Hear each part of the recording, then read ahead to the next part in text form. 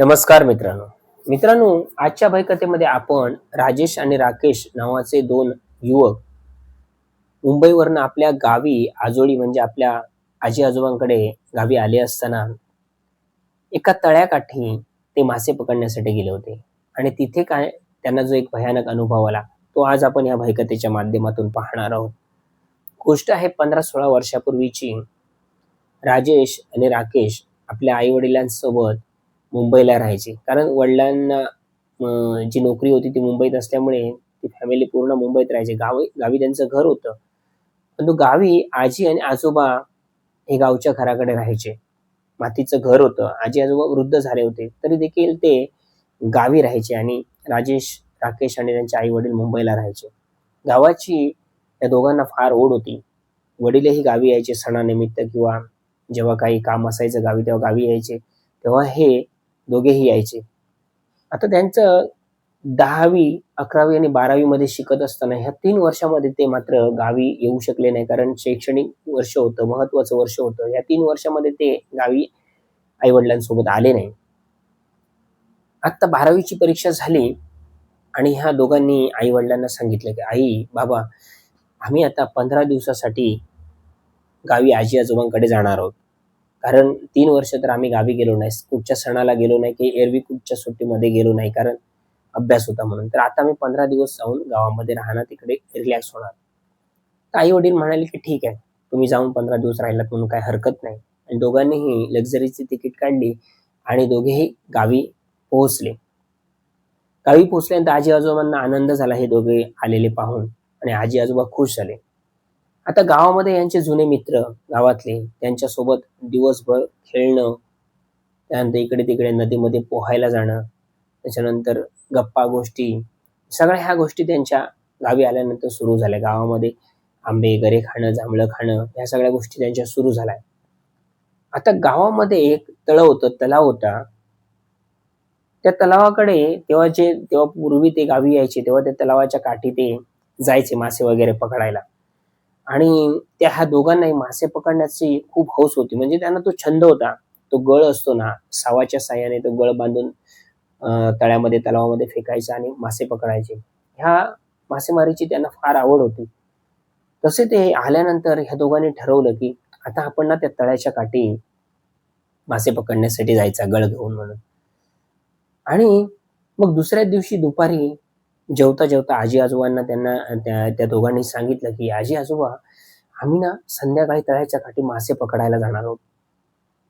हे त्याचे शब्द ऐकल्यानंतर आजी आजोबा आश्चर्यचकित झाले आणि ते दोघांनाही म्हणाले, नाही नाही, तुम्ही त्या तळ्याच्या काठी मासे पकडायला जायचं नाही, तिकडे मासे पकडायला आता कोण जात नाही. हे दोघे म्हणाले की आजी आजोबा, तेव्हा आम्ही पहिले गावी यायचो तेव्हा तिकडे मासे पकडायला जायचो आणि आता कोण जात नाही, याचा अर्थ काय? तर आजोबा सांगतात, नाही रे राजेश, राकेश, त्या तळ्याच्या काठी तुम्ही मासे पकडायला वगैरे जाऊ नका, कारण आता तिकडे मासे पकडण्यासाठी कोण जात नाही. पूर्वी जायचे लोक, परंतु आता ह्या 2-3 वर्षामध्ये तिथे कोण मासे पकडण्यासाठी जात नाही. आता हे विचारायला लागले की जात नाही याचा अर्थ काय, का जात नाही? पहिले तर आम्ही जायचो, सगळे लोक जायचे गावातले, पण आता तुम्ही सांगताय जात नाही, याचं कारण तर आम्हाला सांगा. पण आजी आजोबांनी त्यांना कारण सांगितलं नाही. काय हे दोघे थोडेसे कमी वयाचे असल्यामुळे कदाचित घाबरतील म्हणून त्यांना सांगितलं नाही काही गोष्टी उलगडून की त्या तळ्याच्या काठी का जायचं नाही. परंतु ते सांगायचे त्या तळ्याच्या काठी जायचं नाही मासे पकडण्यासाठी, तुम्ही पाहिजे तर नदीमध्ये जा किंवा तिकडे कुठेतरी जा, पण तळ्याच्या काठी जाऊ नका. आता तो विषय तिथे जेवता जेवता स्टॉप झाला आणि मग ह्या दोघांच्या डोक्यामध्ये चक्र फिरायला सुरू झाले की का जात नाही, एवढे तर वर्ष आम्ही जात होतो, गावातले सगळे लोक जात होते आणि आजी आजोबा सांगतात आता जायचं नाही, नाही आपण जायचं, त्यांनी सांगितलं नाही जायचं तरी आपण जायचं. हे दुसऱ्या दिवशी हट्टाला पेटले आणि आजोबांना त्यांनी आणि आजीला सांगितलं की आजोबा, आम्ही जाणार त्या तळ्याच्या काठी आणि तिकडे मासे पकडणार. तिकडे कोण नाहीये, तुम्ही नाही म्हणून सांगितलं, बाकीचे लोक नाही गेले तरी आम्ही जाणार त्या तळ्याच्या काठी. तर आजोबांनी आता मात्र त्यांना सांगितलं, अरे बाळांनो, असं करू नका, त्या तळ्याच्या काठी जात नाही, कारण त्या तळ्याच्या काठी आता चित्रविचित्र प्रकार घडतात. दिवसाचे, रात्रीचे, कात्री वेळेला भयानक प्रकार त्या तळ्याच्या काठी घडतात, त्यामुळे तिकडे कोण जात नाही, असं म्हणून मी तुम्हाला सांगतोय. हे दोघे हसायला लागले. आता हे शहरामध्ये राहिलेले, ह्या सगळ्या गोष्टी त्यांना काही पटण्यासारख्या नव्हत्या. तर ते आजोबांना सांगते, आजोबा असं काय नसं विचित्र प्रकार, भूत भुताट की पिशाच अशा गोष्टी काही नसतात, त्या सगळ्या गोष्टी खोट्या आहेत. त्या गावातच हे सगळे तुम्ही लोक मानता, तिकडे आम्ही मुंबईला वगैरे असल्या गोष्टी मानत नाही, कारण हे सगळं थोतांड आहे, हे सगळ्या खोट्या गोष्टी आहेत, हे सगळ्या गोष्टी घाबरवण्यासाठी सांगितल्या जातात. तर आजोबा त्यांना वारंवार सांगतात की नाही, असं नाही आहे, तुम्ही असं नाही म्हणू नका, परंतु आपण विषयाची परीक्षा का घ्यायची, तुम्ही नका जाऊ त्या ठिकाणी. तरी हे हट्टालाच भेटले, नाही आम्ही जाणार म्हणून. आणि संध्याकाळी हे त्या गावातल्या त्या तळ्याच्या काठी मासे पकडायला गेले आणि दोघांनीही ते गळ खडकावरती बसून त्या तळ्यामध्ये फेकले आणि मासे अडकण्याची वाट पाहत आहेत. 10 मिनिटं, 15 मिनिटं आली, 20 मिनिटं आली, अर्धा तास झाला, परंतु एकही मासा त्यांच्या त्या गळाला लागेना. आणि ते गळ पुन्हा काढून पाहिले तर गळाला लावलेले जे काही मांसाचे तुकडे होते ते तसेच होते, परंतु कोणताही मासा त्या गळामध्ये अडकत नव्हता. पुन्हा यांनी गळ टाकले, पुन्हा एकदा पाहिलं तर मासे काय त्या गळाला लागत नव्हते. जसे काळोख पडला तसे हे गळ दोघांनीही गुंडाळून ते घरी आले. आजी आजोबांनी त्यांना सांगितलं की आम्ही सांगून देखील तुम्ही गेलात ना, किती मासे आणलात? तर एकही मासा आजोबा आम्हाला मिळाला नाही त्या नदीच्या काठी. आम्ही बराच प्रयत्न केला, 5-6 वेळा तरी ते गळ पाण्यामध्ये फेकले, परंतु एकही मासा अडकला नाही. तसं कधी झालं नव्हतं. याच्या अगोदर आम्ही त्या ठिकाणी मासे बरेच वेळा पकडायला गेलो, तेव्हा मासे गळाला लागायचे, परंतु आज असं काय झालं? तर आजोबा सांगतात की आता तुम्ही एक काम करा, उद्यापासून त्या तळ्याच्या काठी तिकडे जाऊ नका मासे पकडायला, नदी आहे, नदीमध्ये जा. ह्या दोघांनी सांगितलं नाही, आम्ही त्या तळ्याच्या काठी जाणार आणि तिथे मासे पकडून दाखवणार. दुसऱ्या दिवशी हे पुन्हा सकाळी गेले आणि तोच प्रकार, गळ टाकतायत, परंतु एकही मासा त्यांना त्या गळाला लागेना. आता हे सगळं गावातल्या काही लोकांनी पाहिलं की हे कोणतरी 2 मुलं तळ्याच्या काठी येऊन मासे पकडण्याचा प्रयत्न करतात. त्यांनी त्यांना विचारलं की तुम्ही कोण आहात? तुम्हाला कोणी सांगितलं या ठिकाणी मासे पकडायला? तर त्यांनी आजोबांचं नाव सांगितलं आणि सांगितलं की असे असे आमचे आजोबा आहेत, आम्ही त्यांचे नातू आहोत आणि आम्ही मासे पकडतोय, आम्ही मुंबईवरनं आलोय 15 दिवसासाठी. पण ते विचारले, तुम्हाला सांगितलंय तुमच्या आजोबांनी या तळ्यामध्ये मासे पकडत नाहीत कोण गावातली माणसं म्हणून? ते म्हणाले, हो सांगितलंय, परंतु तरी पण आम्ही मासे पकडणार या ठिकाणी. ते म्हणतात, तुम्ही मूर्ख झाला, तुम्ही चला हे सगळं गुंडाळाने घरी जा, इथे मासे कोण पकडत नाही. तरी देखील ते ऐकेना. ते म्हणाले, का आम्ही घरी जायचं? नाही, आम्ही इथे मासे पकडणार. आता ते त्यांच्याशी हुज्जत घालू लागले आणि त्या दिवसभरामध्ये सुद्धा त्यांना एकही मासा लागलेला नाही. ते घरी आले. दुसऱ्या दिवशी गावातली 4-5 मंडळी त्यांच्या आजोबांकडे आले आणि सांगितलं की अहो, तुमच्या नातवांना सांगा, त्या तळ्याच्या काठी जाऊन ते मासे पकडण्याचा प्रयत्न करतात, दिवसाचे, दुपारचे, रात्रीचे, संध्याकाळचे, कातर वेळेला. तुम्ही समजावं, तुम्ही सांगितलं नाही तुमच्या नातवंडांना? तर ते सांगायला लागले की मी ह्या माझ्या दोन्ही नातवांना समजावण्याचा प्रयत्न केला, परंतु ते ऐकत नाही. आता ह्यांनी देखील त्यांच्यासोबत त्या घरी हुज्जत घातली की तुम्ही कोण आम्हाला सांगणार या ठिकाणी मासे पकडायचे नाही म्हणून, आम्ही जाणार. आता त्या माणसांनी आता त्यांना सांगितलं, आता तुमच्या कर्माचे तुम्ही. आम्ही सांगण्याचा प्रयत्न केला तरी देखील तुम्हाला ऐकायचं नसेल तर तुमच्या कर्माचे तुम्ही जा, याच्यापुढे तुमचं काय झालं तर आम्हाला त्याच्याशी काही देणं घेणं नाही. पण हे हट्ट्यालाच पेटले की उद्या आपण रात्रीचे मासे पकडायला जायचं. कदाचित दिवसाचे मासे मिळत नसतील तर रात्रीचे मिळतील. ह्यांनी 7:30 वाजता रात्री जेवण केलं आणि ते गळ वगैरे होते ते पिशवीत टाकून दोघेही त्या तळ्याच्या काठी गेले. तळ्याच्या काठी गेल्यानंतर मांसाचे तुकडे त्या गळाला अडकवले आणि नदीमध्ये फेकले आणि मासे लागण्याची वाट पाहतायत. आता म्हणता म्हणता बराच काळोख झाला. सगळीकडे भयान शांत त्या तळ्याच्या अवतीभोवती पसरली आणि ते निळशार दिवसाचं दिसणारं पाणी आता असं काळं-कुट्ट दिसू लागलं आणि एक वेगळीच हालचाल त्या तळ्यामध्ये ह्या दोघांना जाणवू लागली. त्या तळ्याच्या काठी एक खडक होतं, त्या खडकावरती बसून ते माशांचे गळ पाण्यामध्ये टाकून मासे पकडण्याचा प्रयत्न करायचे. आता वेगळीच हालचाल त्या तळ्यामध्ये दररोजच्या पेक्षा म्हणजे दिवसापेक्षा रात्री त्यांना दिसू लागली. तिकडची ती भयान शांतता, तो किर्र असं तिथलं वातावरण थोडंसं यांच्या मनावरती परिणाम करून गेलं. दोघेही एकमेकांकडे पाहत होते, परंतु दोघेही मन धीट करत होते की मासे पकडूनच दाखवायचे आजोबांना. आजोबा म्हणतात ना, तिथे मासे मिळत नाही, कोण जात नाही गावातलं, तर पकडूनच दाखवायचं. आता ह्या दोघांनी 2-4 वेळा ते गळ पाण्यामध्ये टाकले, मासा लागलेला नाही. आता या दोघांनी थोडे मांसाचे मोठे तुकडे त्या गळाला अडकवले आणि दोघांनी आपापले जे साव होते, जे गळ होते ते पाण्यामध्ये फेकले. आता पाण्यामध्ये फेकल्यानंतर ज्या ठिकाणी ते गळ त्यांनी फेकले होते पाण्यामध्ये ना, त्या ठिकाणी असे बुडबुडे यायला सुरुवात झाली. आता हे सगळे बुडबुडे ते चंद्राच्या प्रकाशामध्ये चांदणं होतं. त्या चांदण्याच्या प्रकाशामध्ये त्यांनी पाहिलं की तिथून आपण जिथे आपले गळ पडले तिथूनच काहीतरी बुडबुडे वरती येतात. म्हणजे मोठा मासा काहीतरी आपल्या गळाच्या आजूबाजूला आहे. आणि दोघेही आता सावध झाले की आता मासा गळाला लागणार आहे म्हणून. तेवढ्यात असा झटका त्यांच्या हातातून जे साव होते, म्हणजे आपण त्याला तंगूस म्हणतो, त्याला थोडीशी ताणणी बसली. ते ताणले गेले. ताणले गेल्यावर यांनी दोन्ही हातांनी दोघांनी आपापले साव पकडले, तंगूस पकडले आणि ओढण्याचा प्रयत्न केला की काहीतरी मोठा मासा लागलाय. आणि ह्या दोघांनाही आता समजेना की नक्की काय झालं, केवढा मोठा मासा लागलाय. कारण भरपूर कोणतरी ताकद त्या गळाच्या बाजूने ओढून लावते असं त्यांना वाटायला लागलं. या दोघांनी हातामध्ये गुंडाळून तो साव पकडला आणि दोघांच्याही जे गळ होते, त्याचे साव होता, त्याचा तंगूस होता, तो ताणला गेला. आणि हे दोघेही आता ओढण्याचा प्रयत्न करतायत, झटका देतायत की जेणेकरून तो साव आपल्यापर्यंत येईल ओढत ओढत आणि मासा आपल्याला पकडता येईल म्हणून. दोघेही ओढतायत तर समोरून तो गळ कोणतरी जोर जोरात खेचतंय पाण्याच्या दिशेने, पुढे नेण्याचा प्रयत्न करते असं वाटायला लागलं.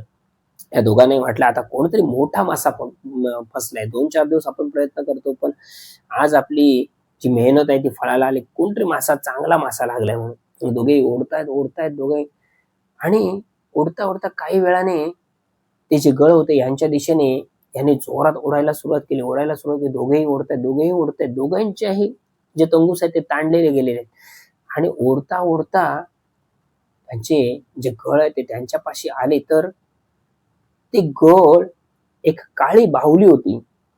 आणि त्या काळ्या बाहुलीमध्ये म्हणजे एक साधारण 6 इंचाची 7 इंचाची अशी एक बाहुली होती. त्या बाहुलीमध्ये म्हणजे कापडी बाहुली होती ती. आणि त्या बाहुलीच्या त्या कापडामध्ये दोघांचेही गळ एकाच बाहुलीला अडकलेले होते. आणि त्याने वर काढलं, पाहिलं तर काय ही काळी बाहुली आणि आपले गळ अडकले त्या बाहुलीला. या दोघांना आश्चर्य वाटलं की असं काळी बाहुली ह्या पाण्यामध्ये तळ्याच्या कोणी टाकली. आणि दोघांचे गळ वेगवेगळ्या ठिकाणी टाकलेले ते एकाच बाहुलीच्या त्या सगळ्या कपड्यामध्ये कसे अडकले, ती जी बनवलेली या बाहुलीच्या. त्यांना थोडंसं आश्चर्य वाटलं. त्या दोघांनी ती बाहुली वर काढून किनाऱ्यावरती आणली. दोघांचे गळे त्याच्या कापडामध्ये फसलेले, म्हणजे ती बनवलेल्या कापडी बाहुली बनवली होती त्याच्यामध्ये. तर त्या दोघांनी आता थोडा विचार केला की ह्याला हात कसा लावायचा.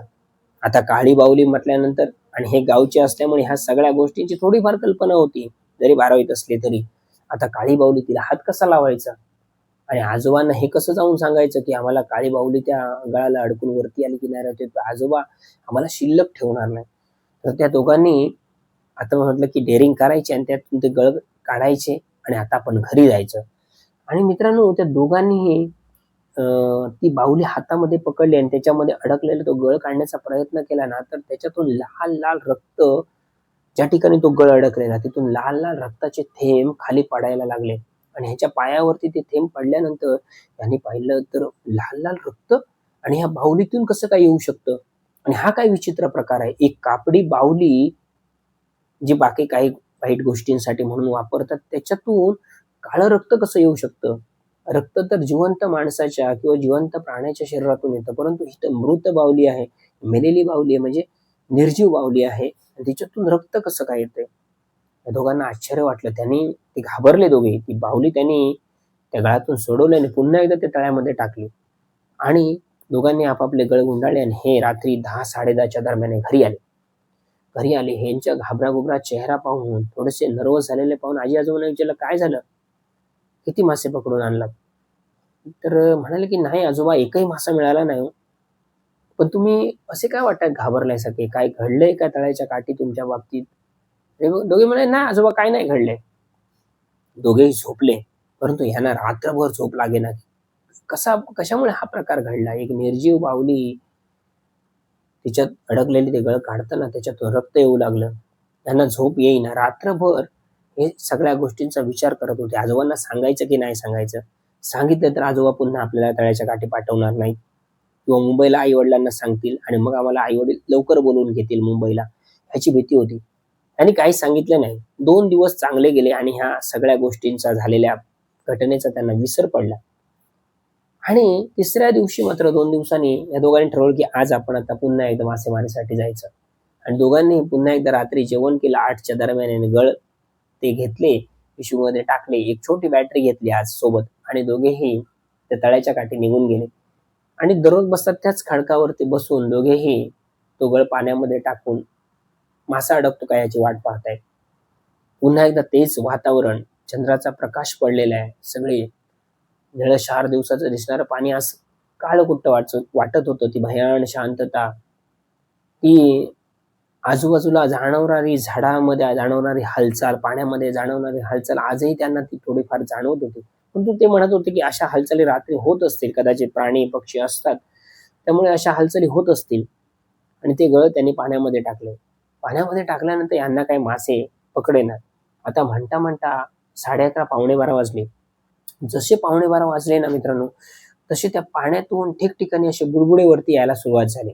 म्हणजे छोटे छोटे बुडबुडे वरती येतात असे ना, तसं ते बुडबुडे यायला सुरुवात झाली. इकडे तिकडे सगळीकडेच बुडबुडे येतात. आता हे दोघे एकमेकांना सांगतायत की अरे आज आपल्याला मासे नक्की मिळणार. ते बघ ते बुडबुडे जिकडे तिकडे आपल्याला पाहायला मिळत आहेत, म्हणजे नक्कीच आज मासे काठावरती आले. आणि पुन्हा एकदा त्यांनी तो मांसाचा तुकडा गळामध्ये अडकून दोघांनी आपले गळ पाण्यामध्ये टाकले. आता थोड्या वेळाने पाण्यामध्ये विचित्र हालचाल सुरुवात झाली. पाणी जोरजोरात हलू लागलं आणि ते बुडबुडे जे छोटे छोटे होते ना, ते आता मोठे मोठे बुडबुडे त्या पाण्याच्या वरती येऊ लागले. यांना आश्चर्य वाटलं की आज मोठा मासा नक्कीच फसणार. आणि मित्रांनो तेच झालं. दोघांचे गळ अचानक ताणले गेले, जसं काय एखाद्या मासाने त्या गळांना तोंडामध्ये घ्यावं आणि ओढावं तसं झालं. आणि दोघेही आता आपल्या दिशेने ओढतात की आज असा नक्कीच फसला कोणतरी मोठा. ते येणारे बुडबुडे आजूबाजूने तसेच येत होते. हे इकडे तिकडे बघतायत आणि तो अडकलेला मासा खेचण्यासाठी म्हणून प्रयत्न करतायत, जवळ जवळ आणतायत. तो साव, जो चंगूस आहे तो आपल्या दिशेने खेचतायत. म्हणता म्हणता आता ते पुन्हा एकदा त्या किनाऱ्यापर्यंत ते गळ खेचत खेचत त्यांनी आणले. आणि मित्रांनो आजही तोच प्रकार झाला होता. त्याच बाहुलीच्या शरीरामध्ये, त्या कापडी शरीरामध्ये दोघांचेही गळ अडकलेले होते. आणि आता त्यांनी वर काढलं पाहिलं तर ही तर 2 दिवसापूर्वीचीच बाहुली. आज पुन्हा दोघांचे गळ वेगवेगळ्या ठिकाणी टाकले होते. ते दोन्ही गळ आता त्या बाहुलीतच कसे काय अडकले. यांनी आता ठरवलं की काय करायचं, ही बाहुली काढायची आणि कुठेतरी लांब फेकून द्यायची, तिथे पाण्यामध्ये फेकायची नाही. आणि मित्रांनो तो गळ त्यांनी काढला, ती बाहुली वरती काढली आणि तो गळ त्याच्या शरीरातून काढण्याचा प्रयत्न केला, बाहुलीच्या शरीरातून. तर आजही लाल भडक रक्त त्या बाहुलीतून खाली त्यांच्या पायावरती पडत होतं. दोघांनी कसे बसे ते गळ काढले आणि ती बाहुली जोरदार अशी मागे भिरकावली एका झाडाझुडपामध्ये. आणि पुन्हा एकदा ते गळ्यांना मांसाचा तुकडा अडकून पुन्हा फेकला. तर आणि आता वाट पाहत आहेत की आता कोणतरी मासा लागेल नक्कीच. आणि ते बुडबुडे पाण्यातून वरती येत आहेत. तेवढ्यात त्या दोघांच्या बाजूने असं कोणीतरी येऊन धावत धावत त्या पाण्यात उडी मारली. असं झालं त्यांना वाटलं. आणि पाणी जोर जोरात हल्लं. त्यांना वाटलं की कोणी पाण्यातून उडी मारली आता आमच्या बाजूला जाऊन. त्यांना वाटलं एखादा पाणी किंवा पान मांजर वगैरे असते ना, त्यांनी कोणीतरी पाण्यामध्ये उडी मारली असेल आणि त्यामुळे तो तसा आवाज आला किंवा पाणी हललं. परंतु हा काहीतरी विचित्र प्रकार त्यांच्या बाबतीमध्ये घडणार होता. आता मित्रांनो बुडबुडे ते मोठमोठ्याने यायला सुरुवात झाली. आता मोठमोठे एवढे एवढे असे हवेचे बुडबुडे त्या पाण्यातून वर येऊ लागले. आणि हे दोघेही खडकावरती बसले होते पाय सोडून ना, तिथपर्यंत काय पाणी नव्हतं. परंतु आता एक विचित्र हालचाल आणखी त्या पाण्यामध्ये जाणवू लागली. आणि ते तळ्याचं पाणी थोडं थोडं थोडं थोडं वरती यायला लागलं. जसं पूर येतो आणि पाण्याची लेवल अशी वर वाढत जाते ना, तसं ते पाणी हळूहळू हळू त्यांच्या पायाला पर्यंत आलं आणि पायांना स्पर्श झाला पाण्याचा. आणि हे दोघे म्हणतात की आम्ही तर आत्ताच्या खडकावरती बसलो होतो, तिथून पाणी 2-3 फूट खाली होतं आणि आता हे पाणी आमच्या पायाला लागलं, म्हणजे पाणी वाढलंय 2 फुटाने तरी. पण असं काय होऊ शकतं? मे महिन्याचे दिवस असताना पाणी वाढेल कसं? ना पाऊस ना काही ना पूर, आणि पाणी अचानक वाढेल कसं? त्याने हाताने पाण्याला स्पर्श केला तर काळं पाणी दिसत होतं. आणि हळूहळू पाणी आता त्यांच्या ढोपरापर्यंत आलं. हे दोघेही खडकावरती बसले होते, पाण्यामध्ये पाय सोडले होते आणि त्यांचे आता पाय पाण्यात गुडघ्यापर्यंत बुडले. आणि या दोघांनी आता ठरवलं की आता नाही थांबायचं. हा काहीतरी विचित्र प्रकार आहे, आजोबा सांगत होते त्याच्या मागे काहीतरी कारण आहे. आता दोघांनी एकमेकांना सांगितलं, चल पटकन आपण हे सगळे गळ काढून घेऊ आणि आपण घरी जाऊ. इथे थांबणं आता काय ठीक वाटत नाही आपल्याला. चल काहीतरी विचित्र घडणार आहे. आणि मित्रांनो दोघांनी पटापट तो साव, तो तंगूस गुंडाळण्याचा प्रयत्न करतात. तेवढ्यात दोघांनाही पाण्यात कोणीतरी आतमध्ये असं थोडं खेचलं आणि हे खडकावरती घसरता घसरता खडकाला त्यांनी पकडलं, आपण खाली पडू नये म्हणून पाण्यामध्ये. आता त्या खडकावरतून ते खाली पडले असते तर 7-8 फूट तरी खोल तिथे पाणी होतं. दोघांचाही बुडून मृत्यू झाला होता. परंतु पडता म्हणजे ज्या कोणी शक्तीने त्यांना ओढलं त्यांनी पडता त्या खडकाला पकडलं आणि जोरात गच्च पकडून राहिल्याने वर ते येण्याचा प्रयत्न करतायत खडकावरनं, परंतु त्यांना येता येत नव्हतं. त्यांना स्पष्ट जाणवत होतं की आपल्या म्हणजे दोघांनी एका पायाला कोणीतरी आतमधून पकडलंय आणि त्याची बोटं वगैरे खरखरीत आहेत, असं त्यांना ते सगळं पाण्यात जाणवतंय. कोणतरी ओढतोय आपल्या पाण्यात आणि जोर कसाबसा लावून दोघेही खडकातून त्या वरती आले आणि आता त्यांनी ठरवलं की आता वाट मिळेल तिथून पळत सुटायचं आणि दोघांनीही जे नेलेले गळ होते ते तिथे टाकले. त्या खडकावरती ठेवलेली बॅटरी घेऊन ते सैरावैरा धावू लागले घराच्या दिशेने. तेवढ्यात त्या नदीतून कोणतरी अशी काळी शक्ती वरती आली आणि त्या दोघांच्या मागे धावू लागली. हे आता धावतायत आणि मागे वळून पाहतात ते कोणतरी असं विचित्र काहीतरी प्राणी, म्हणजे असं खरबरीत अंग, म्हणजे अंगाला सगळ्या असे फोड असतात ना तसे फोड होते त्याच्या त्या जे कोण वाईट शक्ती होती त्याच्या अंगावर ते पूर्ण फोड होते आणि त्याचा चेहरा असा विचित्र असा पालीसारखा, म्हणजे एखाद्या प्राण्यासारखा होता आणि तो 2 पायांवरती अक्षरशः चालत त्यांच्या मागणं धावत होता आणि हे दोघेही धावता मागे बघतायत तर हा विचित्र कोणतरी एक प्राणी असेल किंवा कोण वाईट शक्ती असेल, भूत असेल, भुताटकी असेल ते माहित नाही, परंतु ते आमच्या मागे जोरात धावतंय आणि हे वाट शोधण्याचा प्रयत्न करतायत. आणि हे नवीन असल्यामुळे ते तळ्याच्या काठावरून मुख्य रस्त्याकडे येत असताना ते थोडेफार वाट चुकले आणि वेगळ्याच दिशेने ते धावू लागले. तरी देखील तो कोण, जी काही वाईट शक्ती होती, कोण प्राणी होता तो यांच्या मागणे धावतोय. हे धावतायत. काही वेळाने हे मुख्य रस्त्यावरती पोहोचले आणि धावतायत. काही अंतर धावत गेल्यानंतर घरं सुरू झाली. म्हणजे ते वाडीमध्ये आले आणि जोरात ओरडतायत, "आम्हाला वाचवा, वाचवा, वाचवा! कोणीतरी आम्हाला पाण्यात खेचतोय, वाचवा, वाचवा!" आता मित्रांनो 12:30 पावणे 1 झाला होता रात्रीचा. सगळ्यांच्या लाईट पटापट लागल्या.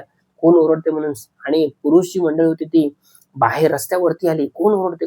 पाहिलं तर हे 2 मुलगे धावता ते त्या रस्त्यावरती पडले आणि बेशुद्ध झाले. लोकांनी ओळखलं की हे तर अरे आपल्या गावात नवीन आलेले पाहुणे आहेत, म्हणजे आपल्याच गावातली मुलं आहेत, जी त्या नदीच्या तळ्याच्या काठी मासे पकडण्यासाठी जात होती गेल्या 4-5 दिवसामध्ये. त्यांनी उचललं आणि त्यांच्या आजी-आजोबांच्या घरी घेऊन आले. आजी-आजोबांनी ह्यांना पाहिलं तर हे दोघेही बेशुद्ध आणि त्यांना रडू फुटलं की काय झालं यांच्या बाबतीमध्ये. त्यांना काही कळेना. आजी-आजोबा दोघेही रडू लागले. सगळ्या लोकांनी त्यांना धीर दिला की तुम्ही रडू नका. ते आमच्या पुढ्यापर्यंत ते धावत आले होते आणि आमच्या पुढ्यात येऊन ते रस्त्यावर पडून नंतर बेशुद्ध झाले. त्यांना थोडासा नाकाला कांदा वगैरे लावून त्यांना शुद्धीवर आणलं आणि शुद्धीवर आणल्यानंतर ते जोरजोरात रडत होते किंवा ओरडत होते की आम्हाला कोणतरी पाण्यामध्ये खेचतंय, आम्हाला सोडा, आम्हाला सोडा, कोणतरी आम्हाला पाण्यात नेण्यासाठी धावतोय आमच्या पाठनं. आता लोकांनी त्यांना कसाबसा धीर दिला. रात्रभर लोक ना आजूबाजूचे 4-5 जण, कारण त्याचे आजी-आजोबा वयोवृद्ध असल्यामुळे 4-5 जण आजूबाजूचे त्यांच्याच घरी बसून राहिले. हे दोघे झोपायचे. अचानक झोपेतून उठायचे आणि जोरजोरात ओरडायचे की "ते तो बघा कोणतरी प्राणी आहे किंवा कोणतरी आहे, तो आम्हाला पाण्यात खेचतोय, पाण्यात नेण्याचा प्रयत्न करतोय, तो आम्हाला बुडवून मारणार आहे, तो आमची हत्या करणार आहे." ती रात्र निघून गेली. दुसऱ्या दिवशी हे थोडेफार सकाळी फ्रेश झाले आणि थोडेसे त्यांच्या मनावरचं असणारं ते दडपण दूर झालं आणि मग सगळ्या गोष्टी आजोबांनी आणि त्या आजूबाजूच्या 4-5 लोकांनी, शेजाऱ्यांनी विचारलं की "तुमच्या बाबतीमध्ये काय झालं? तुम्ही असे आरडाओरडा करत रात्री 1:45च्या दरम्यान का तळ्याकाठनं तुम्ही रस्त्यावरती आलात?" म्हणून. तर त्यांनी झालेला सगळा प्रकार सांगितला. तेव्हा त्यांनी म्हणजे बाकीच्या शेजाऱ्यांनी पण त्यांना सांगितलं की ह्याच कारणास्तव आम्ही तुम्हाला सांगत होतो की त्या तळ्याच्या काठी तुम्ही मासे पकडण्यासाठी जाऊ नका. तिथे कोण मासे पकडण्यासाठी गावातलं जात नाही गेल्या 2-3 वर्षामध्ये. पण हे युवक म्हणत होते की पण कोण होतं ते? आम्हाला पाण्यात खेचत होतं. अचानक पाण्याची लेव्हल वाढली. बुडबुडे यायला लागले. ती असणारी काळी बाहुली त्या ठिकाणी आम्हाला 2 वेळा त्या गळामध्ये सापडली. आता ह्यांनी सगळ्या गोष्टी खऱ्या सांगायला सुरुवात केल्या आणि हा जो प्रकार ते आपल्या तोंडातून सांगत होते ना, तेव्हा सगळे गावातले लोक, त्याचे आजी-आजोबा आश्चर्यचकित झाले की काय ह्या मुलांच्या बाबतीमध्ये प्रकार घडला असून सुद्धा यांनी घरी सांगितलं नाही आणि तरी देखील ते आज गेले होते. अक्षरशः ते मरता वाचले होते. त्या पाण्यामध्ये ते घसरून जर त्या खडकावरून खाली पडले असते ना, तर 7-8 फूट खोल तिथे होतं आणि तिथे बुडून त्यांचा मृत्यू झाला असता कदाचित, किंवा त्या जी कोण वाईट शक्ती होती त्यांनी त्या दोघांनाही बुडून त्या ठिकाणी मारलं होतं. परंतु त्यांचं दैव बलवत्तर होतं. म्हणून ते दोघेही त्या सगळ्या गोष्टीतून निसटून त्या रस्त्यापर्यंत आले. नंतर मग ते घरी आले. तर मित्रांनो, त्या गावामध्ये एक 3-4 वर्षापूर्वी एका बाईने आत्महत्या केली होती आणि ती आत्महत्या केल्यानंतर तिचं प्रेत एक 2-3 दिवसांनी ते फुगून असं वरती आलं होतं आणि मग तिच्यावर अंत्यसंस्कार केले गेले. ती दुसऱ्या कुठच्यातरी गावाची होती. ती काहीतरी काही कारणास्तव तिथे येऊन तिने आपला जीव दिला होता किंवा आत्महत्या केली होती त्या खडकावरनं आतमध्ये उडी टाकून. आणि तेव्हापासून हे चित्रविचित्र प्रकार त्या ठिकाणी होऊ लागले होते आणि म्हणून गावातली माणसं हे सगळे अनुभव त्याने घेतल्यामुळे त्यांनी त्या तळ्याकडे जाणंच सोडलं होतं. म्हणजे त्या तळ्याचं कोण पाणी म्हणजे गुराढोरांना देखील पाण्याला त्या तळ्याच्या काठी कोण घेऊन जात नव्हते. त्या पाण्याचा वापर करत नव्हते. मासे पकडायला जात नव्हते. असं ते तळं त्या 2-3 वर्षामध्ये त्या बाईच्या आत्महत्येच्या नंतर भयानक झालं होतं. तिथलं वातावरण, चित्रविचित्र प्रकार त्या ठिकाणी घडायचे रात्री, दुपारचे, कातर वेळेला आणि म्हणून त्या सगळ्या गावातल्या लोकांनी तिथं जाणं टाळलं होतं.